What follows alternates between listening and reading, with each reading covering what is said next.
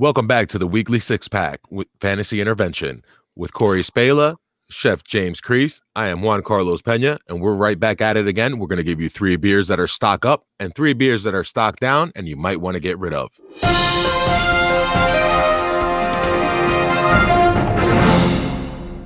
So if you gentlemen don't mind, I'm going to go ahead and kick mine right off, if that's cool. So when you're thinking about beer, you got to think about who's judging the beer. And in the instance of this beer, the toughest critic that there is in the NFL for a wide receiver is the number 1 defense against said wide receivers, and that's the Los Angeles Rams. So even though last week Deebo Samuel was going up against the Los Angeles Rams, he was able to put up monster numbers. He had 11 catches on 13 targets for 133 yards. Deebo Samuel isn't your average ordinary beer. This is someone that you can line up. It's versatile. He can line up anywhere. He's run 6 snaps out of the backfield, 7 as a tight end. And though he has lined up 64 times out wide, Deebo Samuel primarily is going to line up in the slot. And not only does he line up in the slot, but he's efficient while doing so. He's there 68.7% of the time, and specifically in the right slot, 40% of the time. Now, before his injury, guess who lined up in that right slot a lot? George Kittle. He had 103 snaps, and 67 of those snaps were in the right slot. So we can expect Deebo Samuel to continue to produce from here on out. As of right now, he is number 10 in fantasy points per route run, number 8 in yards per route, number 13 in catch rate, and number 11 in true catch rate. I expect Deebo to be one of those brews that's back. It's been on the shelf for a little while, and you finally got to unleash it over Thanksgiving weekend, and you gave it to your whole family, and it's going to continue to pay dividends from here on out. Yeah, yummy, delicious, indeed, delicious. And I'm gonna follow that up, Juan, with Brandon Cooks, and you can add some extra hops like flavor appeal to Brandon Cooks now that he is the number 1 receiving option for the Houston Texans. Possibly the talk of the fantasy community over the past week since the news broke on Will Fuller being suspended. Even before Fuller was suspended, Brandon Cooks had quietly been the wide receiver 20 over the last 4 weeks, averaging 13.3 fantasy points per game, going over 80 yards in 3 out of those last 4 games, and has been flex worthy, catching 52 of his 78 targets for 719 yards and 3 touchdowns season long.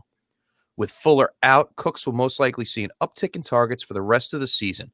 This pushes him into the wide receiver 2 conversation on a weekly basis, with Watson completing 68.9% of his passes, the highest in the young quarterback's career to date. We all seem to forget that Cooks was wide receiver 15 or better from 2015 to 2018. Last season, his production took a hit when he sustained 2 concussions in weeks 5 and 8. But this year, he's been able to stay healthy and now has the opportunity to really show off in the back half of the season as Watson's main target in the passing game. For the rest of the season, feel confident with the Cooks hop-like flavor on your roster for dynasty value. Make sure it keeps climbing, man, because this one could get really tasty down the stretch. I dig it. Yeah, man, like what lovely for Watson to have a little more hop in his life. Yeah. Yeah, the old hop. And with that, 2 wide receivers gone. Chef and Juan, I'm going with the running back. I'm going with Cam Akers. So in week 12, 9 rushes, 89 yards, and 1 touchdown. Was this the week that we witnessed the change at running back for the Rams? I don't know, but Henderson had 10 carries for 19 yards. It should be noted that Akers had a run that went for 61 yards. So that's 8 for 28 on the other remainings. However, since week 8, both Henderson and Akers have had 33 carries. Henderson has a 33.3% success rate. Akers has a 54.6% success rate. Ooh. The last 3 games, Akers has had a higher run grade than Henderson. Now, this is according to PFF. Henderson has had 49.6 and 52.4 the last 2 games. And Akers has not had a grade below 58.0, which was his lowest in week 1 of the season. To me, it seems like the consensus is down on Akers, and it seems there can be a nice little buy window for the time being if your leagues still have trade deadlines, or do not, I guess, right, in this situation. If Akers continues to outperform Henderson, then that window can maybe close and the price will be driven up. So it might be likely too late for your redraft leagues, but in Dynasty, Akers' raw talent is undeniable and is a great buy low candidate for those that do not have the trade deadline. I will pour one up because the price is low on this one. Ooh, I got to learn how to pour some up. I pour some in my mouth. How about that? I'll drink to that. I was a big Cam Akers truther coming into this season, so I like that take, Corey. But it's about time we turn that bottle upside down a little bit and get into some of our stock down players. And I'm going to kick it off real fast with Jerry Jeudy. Now, Jerry Jeudy was drafted 15th overall in the 2020 draft from Alabama by the Denver Broncos. Jeudy is tied to an offense that has been pummeled with injuries and hasn't been able to get on track with young second-year quarterback Drew Lock. After losing 2019 breakout wide receiver Cortland Sutton to an ACL tear in Week 2 versus the Steelers, the fantasy community looked for Jeudy to fill his shoes as the number one receiving option for the Broncos, which in a way he has, having the most targets on the team with 78. But it's what he's done with those targets this season why I'm down on him. Only 37 receptions for an abysmal catch rate of 47.4%, and a combination of 589 yards and 2 touchdowns puts Jeudy currently averaging 9.8 fantasy points per game, which is number 55 in the league at his respective position. Consider this a lost season for Denver, with hopes of 2021 being better with Sutton returning to the offense. But that doesn't bode well for Jeudy and his target share.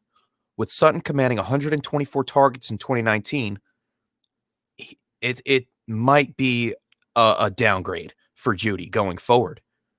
So obviously most leagues are now past their trade deadline. So if you do own shares of Jeudy, you have to keep him on the shelf with hopes that his stock rises in the future. But for now, I wouldn't think of rolling the dice on him in my fantasy playoffs. Put him back on the shelf where he belongs, and hopefully you see the stock rise. But for now, I am down on Jerry Jeudy. Yeah, definitely. I definitely would rather prefer that Stout and Hamler. I like that. So with another 2020 rookie, I am going with Henry Ruggs. This guy was the first overall wide receiver taken in the 2020 draft, and many people actually believe that he is a top 3 wide receiver from this class. In 9 games this season, he has 1 game over 10 points, and this is with PPR scoring.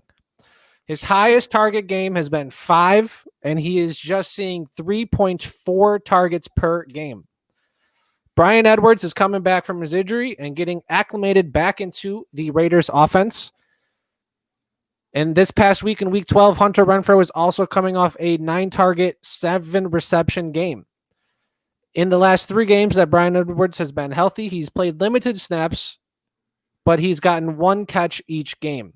This is important because that's 3 receptions, and Henry Ruggs has 17 on the season. So I don't know, that's like a 6th of Henry Ruggs' season he's gotten in limited playing times. Yeah. Henry Ruggs seems to be way more valuable in best ball, as you can hope that he will break off a 50-yard reception for a touchdown like he did in Week 5 with a 72-yarder and a 46-yard reception. Why is this kind of notable? Because those 2 catches are 38% of his yards. Jeez. He is a deep threat that benefits his NFL team more than it does your fantasy football team. And with that, I'm going to trade it away, put it away, pour it out, whatever it may be. I just do not want Henry Ruggs on my team, unless I'm the Raiders. I love that. And sometimes it works for football and it just doesn't work for fantasy. And my beer that I'm pouring down the drain is similar to yours in that he's a deep threat, just an older version of your deep threat. So this John Brown feels like when I was a young kid and my dad introduced me to some beer and I started drinking Honey Brown. And it was a trend for a little while and it gave you, a buzz, and you drank your beer and you enjoyed it. But then it got stale and it gets a little bit old. So this beer right here, it's entering the last year of his 3-year, $27 million deal. He's on the wrong side of 30, and next year it's only going to cost the Bills $1.6 million against the dead cap if they cut him before the season. So once upon a time, this beer was 4.34 speed, but that hasn't translated into production this season. He's only averaging 9.9 fantasy points per game on a 17.6% target share, which is pretty good, but that's due mainly to his low catch rate. So 60.4 is absolutely terrible. Not as bad as Ruggs, but it's absolutely terrible, and it's not what you want. So in his 4 games, and in 4 of his 8 games this year, he's had under 70 yards receiving. He's been underwhelming, to say the least. And as a deep threat, he's 40th in the league in average yards per target. So he's not even getting that done.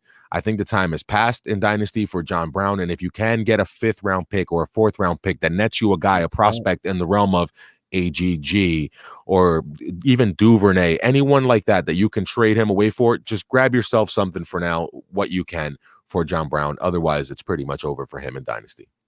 Yeah, man, he's washed. Definitely down the drain for sure. It's time.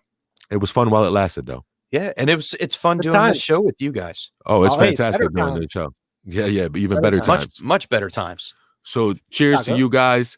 The Fantasy Intervention at Join Our Circle _ I am Juan Carlos Pena. You can find me at FF One of a Kind. And these are my mates right here. I am James Kriess. You can find me at FF_chef on Twitter. And interventions aren't just for alcohol. Thanks for tuning in. Corey? Check out the merch. Shout out Viridian Global. Find that out. I'm Corey. Twitter is cdotFF. Thank you. Now, if you guys could do us a favor and please subscribe, like the video, and comment. Tell us if you agree, if you disagree. Tell us how bad we are. We don't care. Give us a comment. Tune in next week. Peace. See you in the playoffs. See you in the playoffs. Or not. Man, kind of dumb, huh? Yeah. We'll work on or not.